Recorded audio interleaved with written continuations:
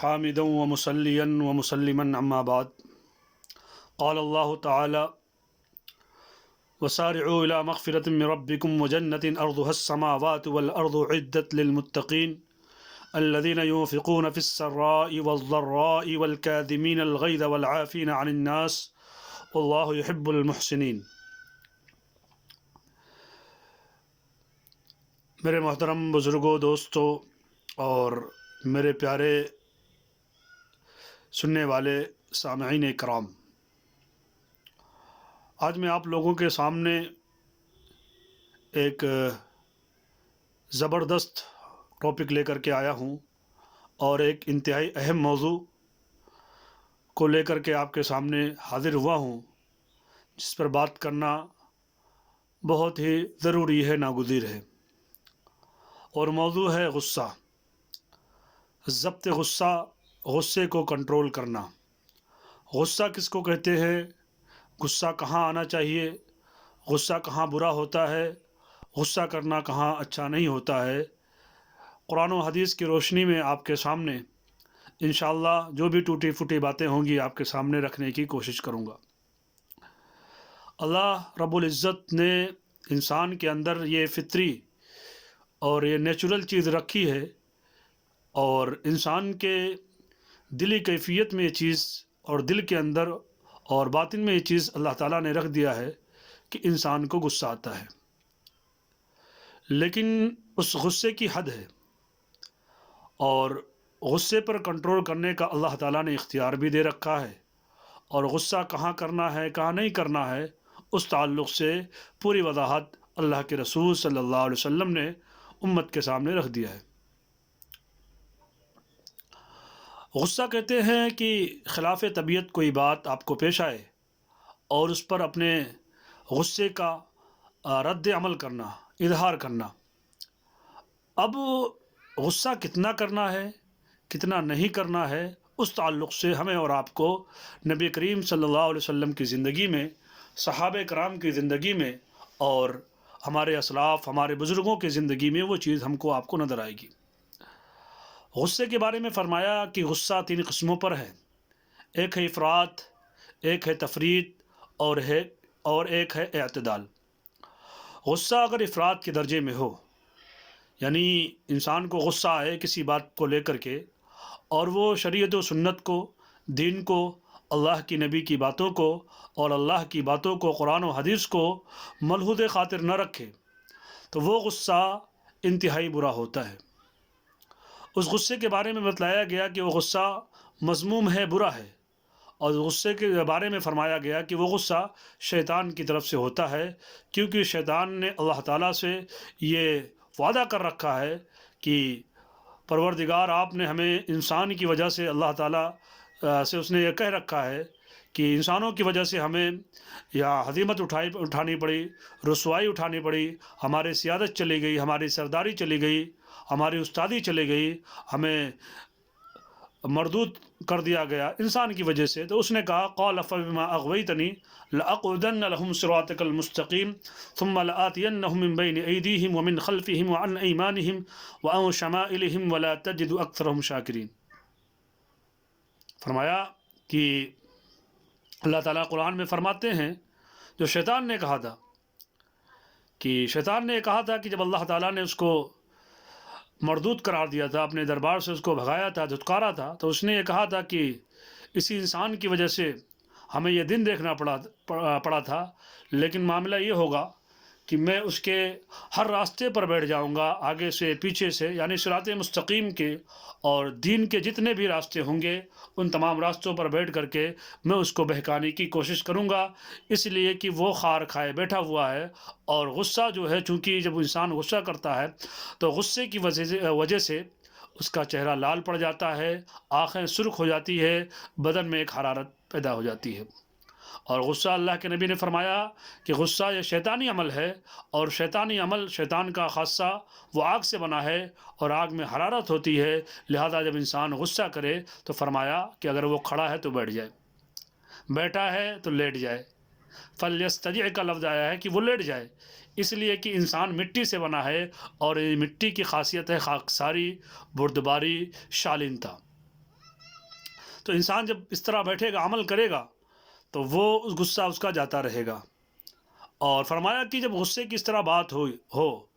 کوئی آپ کو برا بھلا کہے تو بات بڑھانے سے کوئی فائدہ نہیں ہے، اس لیے کہ غصے کی حالت میں انسان کا ذہن اور دل کام نہیں کرتا، اور غصہ ایک وقت کے لیے ہوتا ہے، اس کا دورانیہ، اس کی ٹائمنگ بہت مختصر ہوتی ہے، لیکن اس سے ہونے والے نقصانات، ندامت، شرمندگی بہت دیر تک رہتے ہیں۔ اس سے ہمیں اور آپ کو بچنا چاہیے۔ اور صوفیہ اعظام نے غصے کو باقاعدہ ام الامراض کہا ہے، یعنی بیماریوں کی جڑ کہا ہے، کہ غصہ کرنے سے انسان کے اندر بہت ساری خرابیاں آتی ہے، کدورتیں پیدا ہوتی ہے، رنجشیں پیدا ہوتی ہے، نفرتیں پیدا ہوتی ہیں، اور ایک دوسرے سے حسد، جلن، جاسوسی اور پتہ نہیں کتنی بیماریوں کو جنم لیتی ہے۔ اگر انسان نے غصے میں کنٹرول کر لیا، انسان اگر غصے پہ کنٹرول کر لیا تو وہ بہت ساری ہونے والی بیماریوں سے اور گناہوں سے بچ جائے گا۔ تو اللہ کے رسول نے فرمایا کہ جب غصہ آئے، اور غصہ چونکہ شیطان کی طرف سے ہے، اور شیطان کو اللہ نے آگ سے بنایا ہے، آگ کے اندر حرارت ہے، تو اس کو چاہیے کہ وضو کر لے، اس کو چاہیے کہ وضو کر لے۔ اور اللہ فرماتے ہیں وَسَارِعُوا إِلَىٰ مَغْفِرَةٍ مِّن رَبِّكُمْ وَجَنَّةٍ أَرْضُهَا السَّمَاوَاتُ وَالْأَرْضُ عِدَّةٌ لِّلْمُتَّقِينَ۔ ایمان والوں کو اللہ فرما رہے ہیں کہ اس کے مغفرت کی طرف، اس کی رحمت کی طرف دوڑ لگاؤ۔ یہ نہیں فرمایا کہ چلو دوڑ لگاؤ، یعنی جتنا بھی ہو سکے دین کے تقاضوں پر عمل کیا جائے، اور جتنا بھی ہو سکے اللہ کی مغفرت کی طرف، اللہ کی جنت کی طرف۔ اور جنت ایسی جنت نہیں ہے کہ انسان کے دل میں وہ چیز سما جائے، یا کسی آنکھوں نے وہ چیز نہیں دیکھی ہے۔ اللہ کے رسول نے فرمایا جنت ایسی جنت ہے کہ جس کو کسی انسانی آنکھوں نے نہیں دیکھا، اور نہ ہی اس کا خیال اور تصور کسی انسان کے قلب اور دل پر اترا ہے۔ اللہ فرماتے ہیں کہ اس کی چوڑائی اور لمبائی ایسی ہے جیسے کہ زمین و آسمان کی جو بعد ہے، جو دوری ہے، جو اسپیس ہے، اس سے کہیں زیادہ ہے۔ اور یہ متقیوں کے لیے تیار کی گئی ہے۔ اور متقی کون ہیں؟ اللہ آگے اس کی صفتوں کو گنوا رہے ہیں، الذین ينفقون فی السراء والضراء والکاظمین الغیظ والعافین عن الناس۔ اور اللہ تعالیٰ کے نزدیک متقی وہ ہے، ایمان والا وہ ہے، اللہ سے ڈرنے والا، اور اللہ کا نیک بندہ وہ ہے جو مصیبت کے وقت، دکھ کے وقت، خوشی میں، غمی میں، ہر وقت جو اللہ تعالیٰ کے راستے میں خرچ کرے۔ یہ نفس کے بخل کا شکار نہ ہو، نفس کے کنجوسی کا شکار نہ ہو، اس لیے کہ نفس جو ہے ڈراتا ہے، الشیطان یعدکم فقرا، شیطان خرچ کرنے سے نفس کو یہ ورغلاتا ہے کہ تم خرچ کرو گے، تمہارا پیسہ جو ہے کم ہو جائے گا،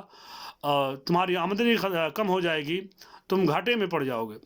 دراصل یہ چیز اللہ فرماتے ہیں، اللہ یمحق اللہ الربا ویربی الصدقات، اللہ سود کو بظاہر لگتا ہے کہ بڑھ رہا ہے سود لینے سے، دینے سے، اس کا عمل کرنے سے، لیکن اللہ فرماتے ہیں کہ یمحق اللہ الربا ویربی الصدقات، اللہ سود کو مٹاتا ہے، گھٹاتا ہے، اور صدقات کو بڑھاتا ہے۔ فرمایا الشیطان یعدکم الفقر، شیطان تو تم کو تنگ دستی کی طرف اور فقر کی طرف بلاتا ہے، اور تم کو یامرکم بالفحشاء، اور برائیوں کی طرف اور گناہوں کی طرف آمادہ کرتا ہے۔ تو شیطان کے بارے میں کہہ دیا کہ وہ شیطان تمہارا کھلا ہوا دشمن ہے، اور وہ شیطان تمہارے اپنے دوستوں کی شکل میں تمہارے پاس آئے گا، اور تمہارے خود کے نفس میں نفس امارہ کے طور پر آئے گا، برائیوں پر اور گناہوں پر آمادہ کرے گا۔ لیکن ہمیں اور آپ کو چاہیے کہ ہم گناہوں میں نہ پڑیں۔ شیطان جب کبھی ورغلائے تو اس کے نتیجے میں ہم کوئی نیک کام کر لیں تو اللہ تعالی ہمیں اس چیز سے بچا لیں گے۔ فرمایا الذین ينفقون فی السراء والضراء والکاظمین الغیظ والعافین عن الناس، فرمایا کہ ایمان والے اور متقی وہ ہیں جن کے لیے اللہ نے جنت کو تیار کر رکھا ہے۔ یہ وہ ہیں جو خوشی میں اور غمی میں خرچ کرتے ہیں، اور آگے فرمایا والکاظمین الغیظ، اور غصے کو پی جانے والے ہیں، یعنی غصے کا رد عمل نہیں کرتے ہیں، غصے کا اظہار نہیں کرتے ہیں۔ والعافین عن الناس، اور لوگوں کو معاف فرما دیتے ہیں۔ واللہ یحب المحسنین، اور اللہ اور پروردگار خالق کائنات صناع عالم نیک لوگوں کو، نیکوکاروں کو پسند فرماتا ہے۔ اسی پر ایک واقعہ یاد آ گیا، شہید کربلا حضرت امام حسین رضی اللہ تعالیٰ عنہ کا واقعہ ہے کہ آپ کا دسترخوان لگا ہوا ہے، مہمان بیٹھے ہوئے ہیں، کھانا تناول ہونے کے لیے کرنے کے لیے لوگ موجود ہیں۔ تو آپ کا جو ایک خادم تھا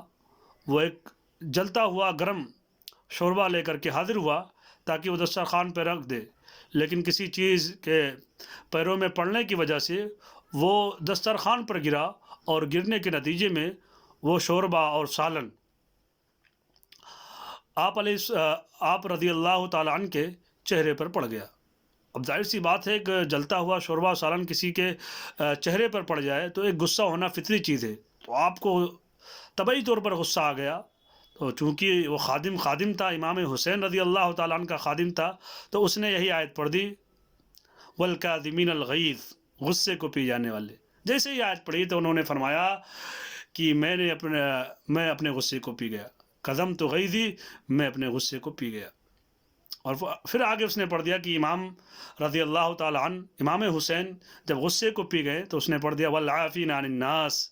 تاکہ وہ ہم کو معاف فرما دیں۔ یعنی ایمان والوں کی صفت، متقیوں کی صفت یہ ہے کہ ان کو کسی بات پر غصہ آتا ہے، غصے کو پی جاتے ہیں اور لوگوں کو معاف کر دیتے ہیں۔ تو آپ نے کہا ٹھیک ہے، میں نے تجھے معاف کیا، قد عفوت عنک، تجھے معاف کر دیا۔ اب غلام اس نے دیکھا کہ حضرت والا اللہ غصے کو پی گئے ہیں اور اچھا موقع ہے،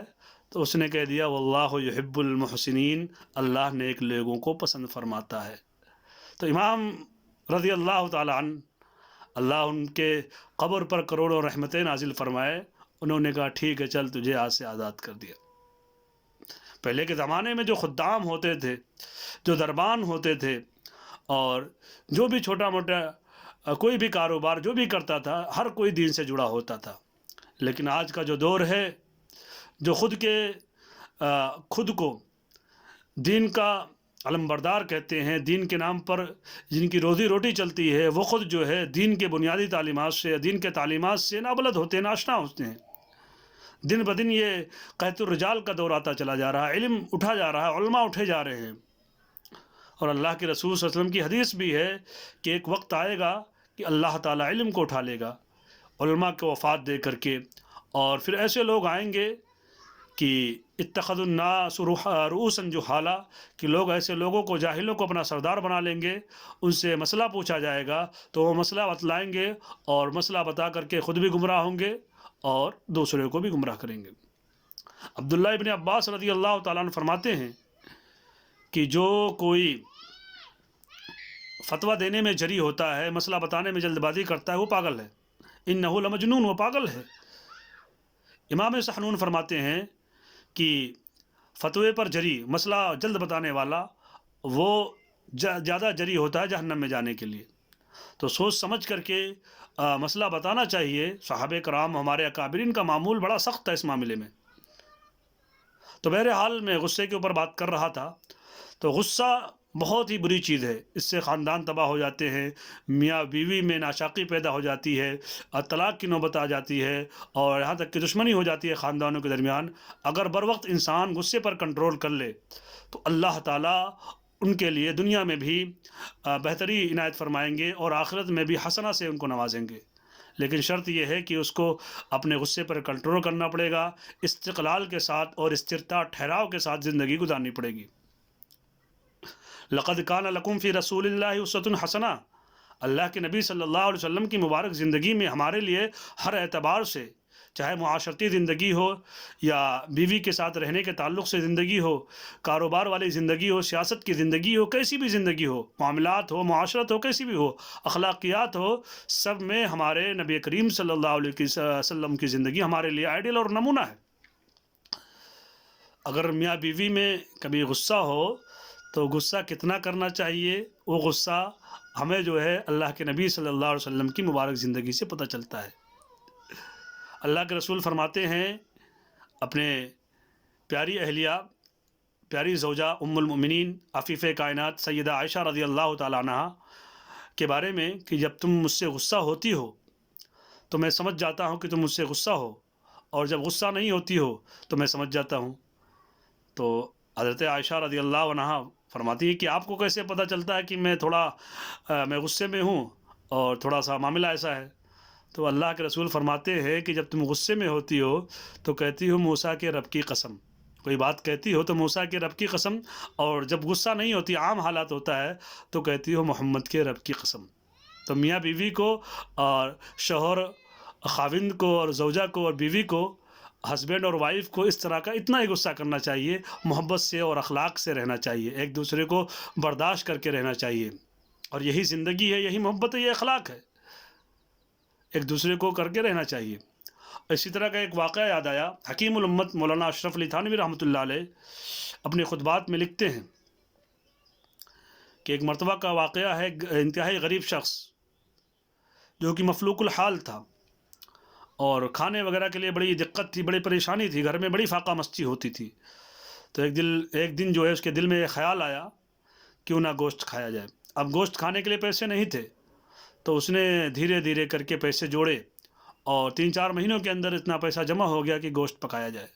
چنانچہ وہ شخص گیا مارکیٹ میں، گوشت لایا اور بیوی سے کہا کہ اس کو بنا دینا۔ اب وہ باہر کہیں چلا گیا، شام کو آیا تو اہلیہ سے کہا کہ جو کھانا تیار ہو گیا تو لاؤ میرے سامنے، میں کھاؤں گا۔ تو بیوی کھانا لے کر کے حاضر ہوئی، اور اتفاق دیکھیے اس دن کھانے میں نمک انتہائی زیادہ ہو گیا۔ اب وہ شخص غصے سے بھر گیا کہ لو، اتنے دن کے بعد ہم گوشت کھا رہے ہیں، اور اوپر سے کتنی محنت سے مشقت کر کے پائی جوڑ کر کے پیسہ جمع کیا تھا، اس کے بعد یہ گوشت آیا تھا، اور اس نے اللہ کی بندی نے گوشت میں اتنا نمک ڈال دیا۔ وہ شخص انتہائی غصے میں بھر گیا، لیکن پھر اس کو خیال آیا کہ اگر یہ کھانے میں نمک ڈالنے کا کام میری بیوی کرتی، اور میرا داماد میری بیٹی کے ساتھ ایسا کرتا، تو میں برداشت نہیں کرتا۔ چنانچہ میری بیوی بھی کسی کی بیٹی ہے، کسی کی بہن ہے، تو وہ شخص جو ہے اپنی بیوی کو معاف کر دیا، کہا کوئی بات نہیں، چلو نمک زیادہ ہو گیا تو کوئی بات نہیں، ہم کھا لیتے ہیں۔ اب اس شخص کا جو ہے انتقال ہو گیا کچھ دنوں کے بعد، اور زمانے میں ایک بزرگ تھے، بزرگ نے خواب دیکھا، اور خواب میں وہ شخص نظر آیا، اور اسے پوچھا کہ بھائی کیا بنا، اللہ تعالیٰ کے یہاں کیا بنا، کیسا رہا معاملہ؟ تو اس نے کہا تو میں تو پھنس گیا تھا، لیکن ایک عمل کی وجہ سے بچ گیا۔